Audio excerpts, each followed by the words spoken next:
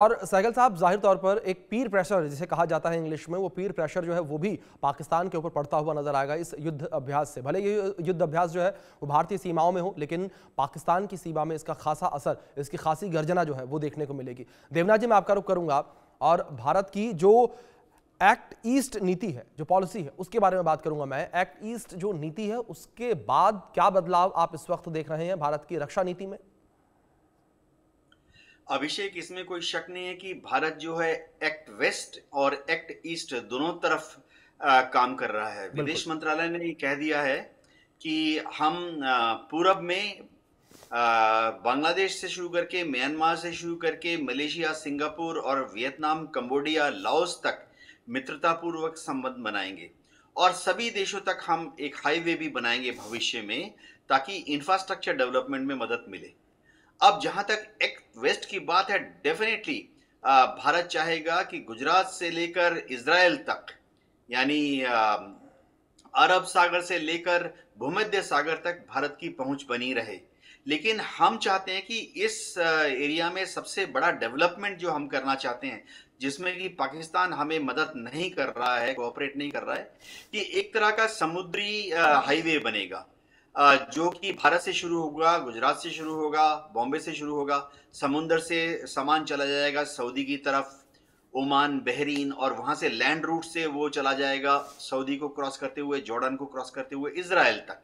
हमारी act waste policy बहुत ही मजबूत है और दुनिया के कई देशों ने, खासतौर से यूरोपियन देशों ने हमारी एक्ट वेस्ट पॉलिसी का समर्थन किया है। ईरान ने भी हमारी एक्ट वेस्ट पॉलिसी का समर्थन किया है।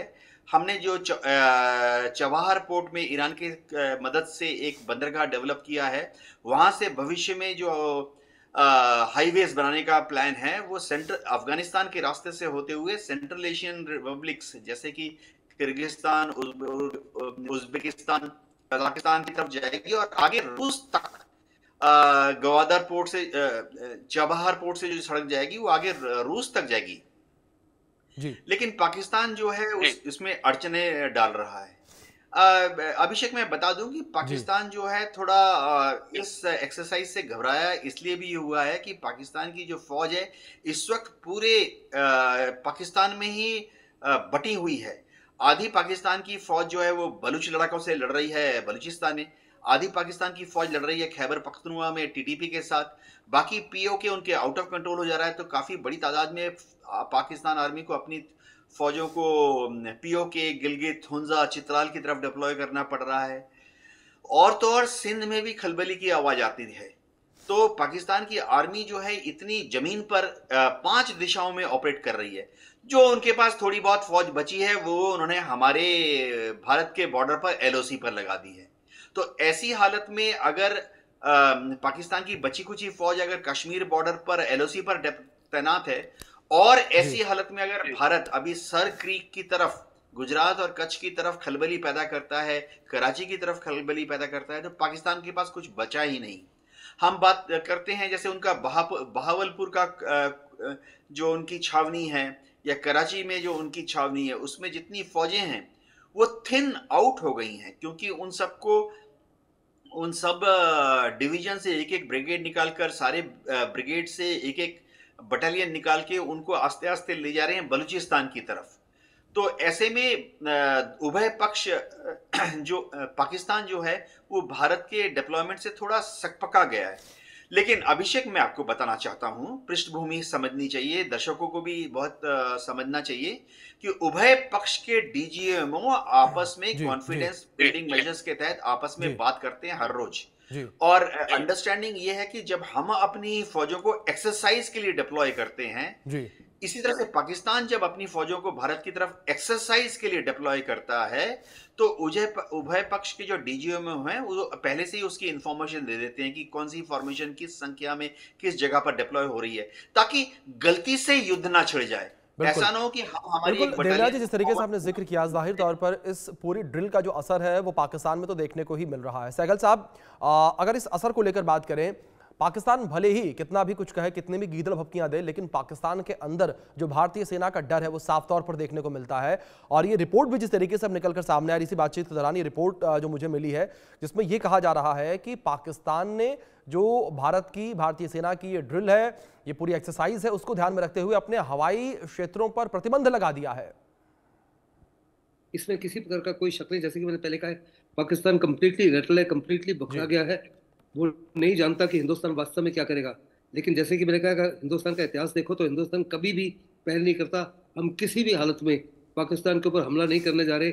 लेकिन अगर पाकिस्तान ने किसी प्रकार की कोई भी साजिश करने की कोशिश की, खास करके सरकरी के इलाके में या LOC के इलाके में या किसी और इलाके में, तो हिंदुस्तान जो है हर प्रकार से तैयार है, हर प्रकार से सतर्क है उसको मुंह तोड़ जवाब देने के लिए।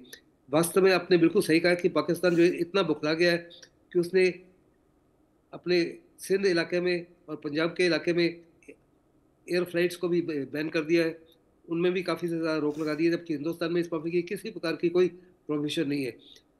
लेकिन वेरी वेरी इंटरेस्टिंगली ये एक्सरसाइज जो है ऐसे इलाकों में की जा रही है, रन ऑफ कच्छ का इलाका है, ये मार्शी इलाका है। जो गुजरात का भुज का इलाका है वो कम्प्लीटली सॉल्ट पैंस है, और रेगिस्तान का इलाका जो है वो पूरा रतीला है। हिंदुस्तान ने जॉइंट इंटीग्रेटेड एक्सरसाइज इन तीनों इलाकों में करेगा, और साथ ही साथ एम्फीबियस ऑपरेशंस की तैयारी भी करेगा। एम्फीबियस ऑपरेशन सौराष्ट्र कोस्ट में कोस्ट पर होंगे, क्योंकि अगर वास्तव में हिंदुस्तान इस एक्सेस का इस्तेमाल करता है जी। जो सर क्रीक के थ्रू से होके जाती है कराची तक, तो हमको लैंडिंग शायद करनी पड़ेगी नेवी को through on their Makran coast. इसके लिए भी हम पाकिस्तान को दर्शा रहे हैं, दुनिया को दर्शा रहे हैं कि हिंदुस्तान के पास क्षमता है, हिंदुस्तान हर प्रकार से काबिल है। और इस एक्सरसाइज में बड़े पैमाने पर हम intelligence, surveillance, reconnaissance, information warfare, cyber warfare और नए प्रकार के हथियारों को टेस्ट करेंगे, और ये देखेंगे कि हमारे जो आपसी तालमेल है इसमें किसी प्रकार की कोई कमी नहीं है। अगर आप देखो, आकाश तीर एक नया सिस्टम जो रोल आउट हुआ था तकरीबन 1 साल पहले, उसने एयर डिफेंस को कम्प्लीटली इम्पेनिट्रेबल कर दिया पाकिस्तान के लिए। लेकिन उसमें भी कुछ लेसन हमने सीखे, और वो तमाम जो लेसन लर्न किए उनको यकीन किया जाएगा कि वो लेसन जो है are learn by the soldiers and people on the ground and the commanders, एंड वो गलतियां दोबारा ना की जाए। अगर आपको याद होगा तो हमारे CDS ने शायद सिंगापुर के अंदर कहा था कि हमने इनिशियली कुछ गलतियां की, लेकिन गलतियों को तुरंत से सुधार लिया। यस, कुछ गलतियां की होंगी। क्या गलतियां की गई मैं तो उसके बारे में नहीं जानता, क्योंकि उसके बारे में कुछ विश्लेषण नहीं हुआ। लेकिन जो गलतियां की गई थी, हम पक्का यकीन करेंगे कि वो गलतियां दोबारा ना की जाए। और हर प्रकार से हिंदुस्तान जो है कंप्लीटली आत्मनिर्भरता की तरफ बढ़ रहा है, जॉइंटनेस की तरफ बढ़ रहा है, इंटीग्रेशन की तरफ बढ़ रहा है, और हम हर प्रकार के ऑपरेशन के लिए हर तरफ से तैयार है। पहले इस माफी के ऑपरेशन कभी इतने बड़े पैमाने पर कभी नहीं हुए थे। लेकिन ये जो है वास्तव में जब से ऑपरेशन सिंदूर खत्म हुआ है, दोनों ही सेना जो है as a matter of routine इस माफी के नोटैम्स इशू करते रहते हैं। हम करते हैं तो पाकिस्तान भी करता है, पाकिस्तान करता है तो हम भी करते हैं, और दोनों ही सेना जो एक दूसरे के ऊपर हर प्रकार की नज़र रख रहे हैं। पाकिस्तान की सेना जो है काफ़ी ज़्यादा प्रोफेशनल सेना है। जो ऑपरेशन सिंदूर हुआ उसमें हमने पाकिस्तान की सेना को किसी प्रकार से नुकसान नहीं पहुंचाया। जो नुकसान पहुंचाया गया बेसिकली पाकिस्तान की एयरफोर्स को बहुत बड़े पैमाने पर नुकसान पहुंचा है, इन द सेंस कि उनके 11 एयरफील्ड जो है कंप्लीटली काफ़ी बड़े पैमाने पर उनको नुकसान पहुंचाया गया, काफ़ी बड़े पैमाने पर बर्बाद हुए। कुछ तो अभी भी ICU में है, उनका इंफ्रास्ट्रक्चर बर्बाद हो गया, उनके हैंगर्स बर्बाद हो गए, टेक्निकल एरिया बर्बाद हो गए, शायद उनके बेस ऑपरेशंस और एयर ट्रैफिक कंट्रोल भी बर्बाद हो गए। और उनको रिपेयर करने के लिए पाकिस्तान कंगाल पाकिस्तान है, पाकिस्तान के पास पैसा ही नहीं है, वो भीख मंगा बाकी देशों के पास जा रहा है। साथ ही साथ मैं बात करना चाहता हूँ ये IMEC की, जिसके बारे में मेरे साथी ने बातचीत किया है। हिंदुस्तान को बहुत बड़े पैमाने पर IMEC में सारे देशों की तरफ से सहायता मिल रही है। वेस्टर्न ये जो मिडिल ईस्ट की कंट्रीज हैं उनको बड़े पैमाने पर फायदा होगा, हिंदुस्तान को बड़ा फायदा होगा, यूरोप को फायदा होगा।